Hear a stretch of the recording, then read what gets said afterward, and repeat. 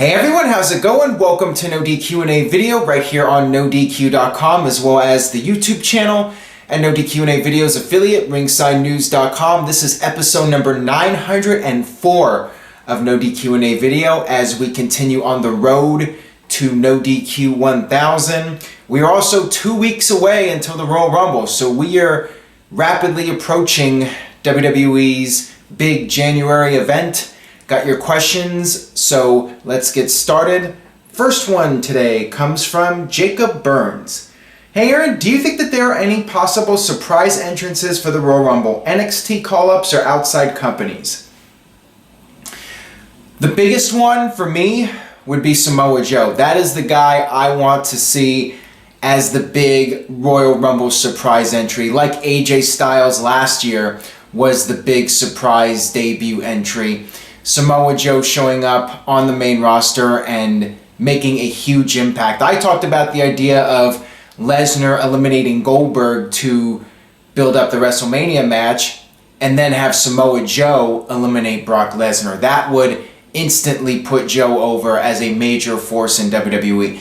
Beyond Joe, I could very well see Ty Dillinger coming in and being the number 10 entrant. Maybe not even call him up, just have him be part of the Rumble match as number 10. Why not take advantage of it while it's hot? They might as well do it. And then maybe a few other guys from the past. Maybe since he's rumored to be going into the Hall of Fame, maybe IRS will make an appearance. I could see a few old-timers showing up in the Rumble, as I think they should. It's always cool when there's a couple of mystery entrants in the Royal Rumble every year. It just makes the match more fun. So I would definitely have a couple of those guys in if I was WWE. Just let us have our moment where we can see a blast from the past, see an old-time character come back and do a few moves and then get eliminated. It just makes the match more fun. Next question here comes from @BrokenVinnyMac. Hey Aaron, how would you book an AJ Styles versus Finn Balor match and who would you have win? I would do it as a Raw versus SmackDown match and have Finn Balor come out and ask for his title shot at WrestleMania, but Mick Foley or whoever the GM is offers a compromise. Since Finn Balor is entitled to a rematch, he will get it, but it will be after WrestleMania, and in the meantime, Finn Balor can go up against one of SmackDown's top talents in AJ Styles and do something for the Raw brand and help Raw gain some dominance over SmackDown by beating their top guy. And that would show that Raw has confidence in Finn Balor, that they're putting him in there with SmackDown's greatest athlete, AJ Styles. That's how I would set up the match for WrestleMania, Finn Balor versus AJ Styles. Now, as far as who would win, I would probably go with AJ just because I think that WWE has more invested in him right now, and I think it's important for AJ to get a big win at WrestleMania and keep his momentum hot. But Finn Balor's a guy that WWE is going to be looking to push strongly as well. I could see it going either way, so I'm not sure who I would go with, but the key is for them to have a really spectacular match, so when it's over, both guys are elevated more because of having such an amazing showing. And if WWE wanted a match that could rival the Wrestle Kingdom match with Omega versus Okada, I think AJ and Finn Balor could definitely pull that off and have an all-time classic WrestleMania match if given the opportunity to go out there and steal the show. But would they be given 30 plus minutes? I mean, that seems like it would not realistically happen at WrestleMania because they would not be in the main event spot and they would probably be told to hold it back a little bit. But if they were allowed to go out there and have a match, if WWE told them to go out there and have something just as good as Omega versus Okada, I think those guys could pull it off. I think AJ and Finn Balor could have one of the greatest WrestleMania matches of all time if they were given the opportunity. Got this one here from Samuel Shepard. How much does knowing spoilers for wrestling shows impact your enjoyment of professional wrestling? It hasn't really bothered me that much, and I've known about spoilers since the 90s. I mean, when I first started WWFWCW.com, spoilers were all over the place. I remember it got to the point where WWF.com announced that Mick Foley won the title at the Raw tapings, and they announced this in advance because they wanted people to tune in. So it doesn't necessarily ruin it. If a compelling story is being told, I think it's okay sometimes. But then again, if you're watching a movie and you know what happens, it does take away a little bit. But for wrestling, I don't feel it's as big of a deal. To me, I just want to be entertained. I want to see interesting characters and good storylines and good matches and that combination of everything. And even if I know what's going to happen, if it's done well, I feel that I still enjoy it for the most part. And it's not that big of a deal that I'm spoiled. Got this one here from Robert Hansen. Where does Undertaker rank in the most respected superstars of all time? I mean, heel or face, the fans still love him. He's certainly up there. I mean, Undertaker has got to be one of the most respected guys in wrestling history. He is somebody who has been a locker room leader for many years, and he has done so much work in WWE, and he's made so many impactful moments over the years as the character. Undertaker is just one of those guys that has been somebody you can really look up to, not just as a person, but as a professional, somebody who goes out there and does his job and does it very well and has done it well for many years. And you don't hear these stories about Undertaker refusing to put over people or playing politics. I mean, Undertaker is just one of those guys that you really want to pattern yourself after if you were going to be a top star in WWE. I mean, he's the perfect example. So yeah, he absolutely has to go down as one of the most respected stars, not just by the fans, but also by his peers. Got this one here from JJA Sports Studio. Do you think Undertaker will retire this WrestleMania after showing up at the press conference for WrestleMania 34 in New Orleans? I think that a lot of that depends on The Undertaker. I think it depends on if he's going to do another match for WrestleMania 34, and maybe that's why there's been talk about WWE not doing John Cena versus Undertaker at WrestleMania 33, which I thought they were going to be doing, but it appears that WWE is going in a different direction now, so we'll see what happens with that. But perhaps Undertaker has agreed to do WrestleMania 34, and in a way that would make more sense, John Cena versus Undertaker at 34, because it would be in New Orleans and that would be Undertaker's final match. But then again, is he really going to lose twice in New Orleans? You would think that he would be able to redeem himself.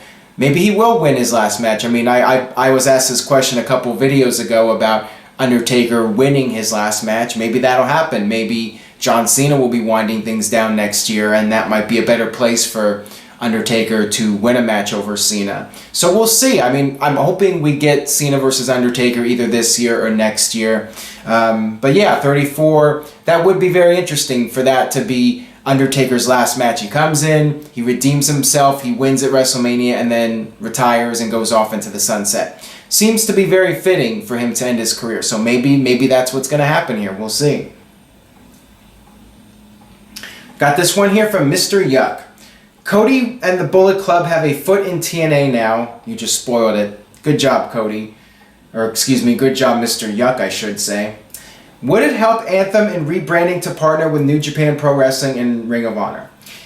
Cody appeared at the TNA Impact tapings. That's all I'll say without spoiling anything else. I mean, I guess it's not that big of a spoiler that Cody Rhodes is there back in the Impact Zone.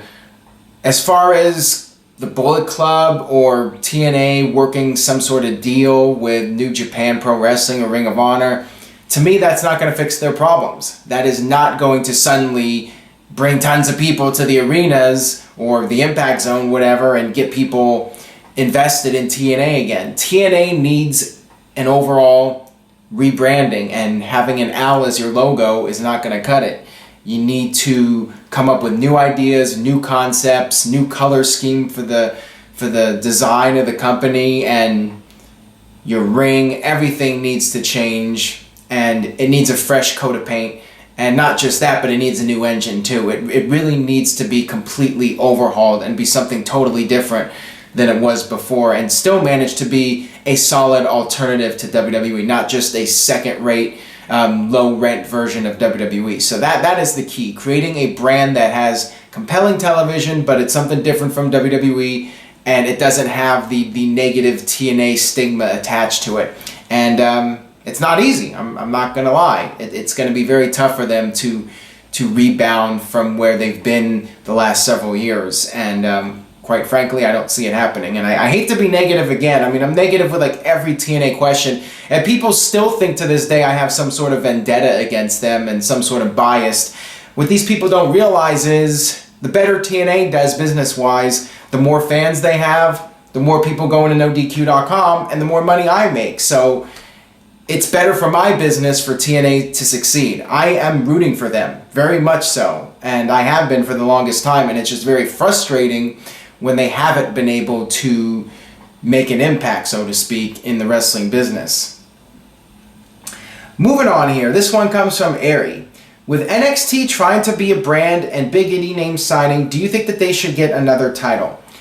No, I like NXT just the way it is. You know, people ask me every now and then, should they add an extra hour to NXT or add more titles or just add to the brand? I think it's perfectly fine as it is. There's no need to add more to it right now. Why ruin a good thing? Just let NXT be what it has been for the past few years. It's been working so well. Why mess with a winning formula? Why add another title?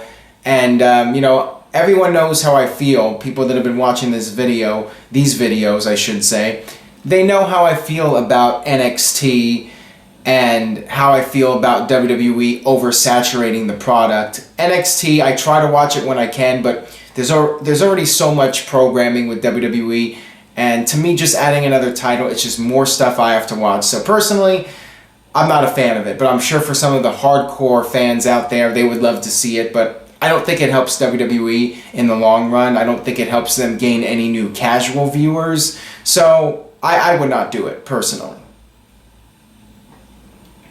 This one comes from Dave Lesnar. Is Ryback the most diluted former WWE employee ever? If not Ryback, then who? You'd think he was The Rock the way he talks. I would say superstar Billy Graham. I mean, Billy Graham has been really bitter over the years about WWE and how they run their company. Ryback has been very vocal. I mean, CM Punk's been vocal too. He seems to be bitter about things, and some feel that Ryback is not justified. I mean, I can understand his point of view to a degree. I mean, Ryback was a very marketable character, and I think that they could have done more with him. It was definitely a mistake having him lose to Punk in that Hell in a Cell match, and I think that they dropped the ball on him when he turned heel. He could have been a monster heel. Maybe he could have been world champion for a while. There were some things WWE could have done better with Ryback, no question. So I can understand his frustration. I mean, his character, I mean, he was very intense, and to me, he was very marketable, and they could have made him one of the top stars in the company, but for whatever reason, it didn't happen. So maybe that was his own shortcomings. Who knows? I mean, you would think that this guy would be pushed to the top, considering he looks like the type of guy Vince would push to the moon. So I could see it both ways. Maybe both sides have valid stories and valid claims about what happened. Got this one here from Killing Joke Gaming. What is your opinion on what makes a good wrestling match other than great build-up or chemistry? Great wrestling, just having a great technical match, and I think that the promos leading up to it, as you said, with the build-up and the chemistry, that's all important. But at the end of the day, I think you need to have a well-worked match with the right build-up and the right venue and a hot crowd. Yes, I do feel that the crowd reaction to the match does play a role in how I feel about a match and how I would critique it. A dead crowd can hurt a really good match, and sometimes a hot crowd can make a bad match seem better. I mean, Hogan versus Rock, perfect example. Technically not a good match, but the crowd was red hot, and that's a classic match in WWE history. And there have been a lot of great technical matches that suffered because of a bad crowd. So, crowd is definitely a factor that I would list. And just so many different things. I mean, it's not just one thing. It's the combination of everything to really produce, the closest thing to a perfect match as possible. But sometimes things are out of your control, and you can't really dictate how people are going to react to the match, and you just don't know how people will respond to the storyline. There's a lot of factors in it. Got this one here from Tupac's father. I like that name. From mid-96 to early 99, which show was more entertaining to watch in your opinion, Raw or Nitro? Nitro was definitely more entertaining in 96 up until when the Steve Austin-Bret Hart feud started. That's when I felt like Raw was turning a corner and started becoming the better show. And once Bischoff joined the NWO and they had all these other guys in the NWO, you know, WCW's quality started to decline a little bit, in my opinion, and they just ride it on the coattails of the NWO. You know, I got a question in one of the recent videos about WWE running things into the ground. WCW definitely ran the NWO into the ground, and you know, when push came to shove, they were unable to come up with fresh ideas. So pretty much from 97 on, WWF, Raw, was almost always the better quality show. And I felt in 99, you know, when Russo came in, I felt like WCW had a little bit of momentum, but, you know, that quickly went away, and Raw was consistently a better show, you know, pretty much the entire Monday Night Wars besides the first year or so when WCW was red hot. This one comes from Jared J. Smith. Hey Aaron, what are your thoughts on the 1990 Royal Rumble pay-per-view? I thought it was very underrated. It was a good pay-per-view. I mean, the Royal Rumble match itself was very entertaining. It's weird watching back on it and hearing Tony Schiavone doing WWE commentary. But I liked that Rumble match. That had Hogan and the Warrior having their big confrontation, and it was down to Hogan and Mr. Perfect at the end. It was a fun Rumble. You had Ted DiBiase and Randy Savage, Jake Roberts. I mean, lots of star power in that Royal Rumble match for sure. So it was probably the most entertaining of those first 4 Royal Rumbles, I would say, up until 92. 91's Rumble was pretty good too. Yes, I did enjoy the 90 Rumble, but I think I liked the 91 Rumble a little bit more overall, because you had the whole angle with Randy Savage and Sensational Sherry, and of course Virgil and Ted DiBiase splitting up. So you know, 90 was good, but I think it does get lost in the shuffle because people tend to think of 92, of course, and then 91 as strong Royal Rumble pay-per-views. This one comes from 420, Zombie Kush King. What is the most extreme match you have ever watched from WWE, WCW, ECW, TNA, and so on? That is really tough. I mean, ECW, there were so many. I mean, Terry Funk versus Sabu, their barbed wire rope match, that was very violent. Lots of violent WWE matches, mainly involving Cactus Jack / Mick Foley. Mick Foley Triple H at the 2000 Rumble is one that stands out to me, and the match with Orton in 2004 is another one that stands out to me. WCW, I'm just thinking of like Cactus Jack. I mean, Mick Foley probably had the most consistent violent matches in all the different promotions. I think even Mick Foley and Ric Flair in TNA had a really violent match from what I remember in, what was it, 2010? Somewhere around there. And in WCW, the most violent, I mean, WCW was not known for the violent matches because of the Turner stuff and, you know, not being able to push the envelope as much. But I remember Spring Stampede 94, Cactus Jack and Max Payne against the Nasty Boys. That was a hell of a brawl and just very, very intense. So yeah, just think of Cactus Jack, Mick Foley, and you could think of the most hardcore matches in any of those promotions, or Terry Funk for that matter as well. That'll do it for this edition of NoDQ&A video. Thanks as always for watching. I hope you enjoyed today's video. Please share it on Facebook or Twitter. Tell a friend about NoDQ&A video. Stay tuned to NoDQ.com as the Royal Rumble gets closer. 2 weeks away now. We'll have you covered. All the latest news, rumors, and of course, we'll have the live results coverage. I will be doing the live tweeting and all that good stuff. NoDQ.com, your source for all that. I will see you guys next time.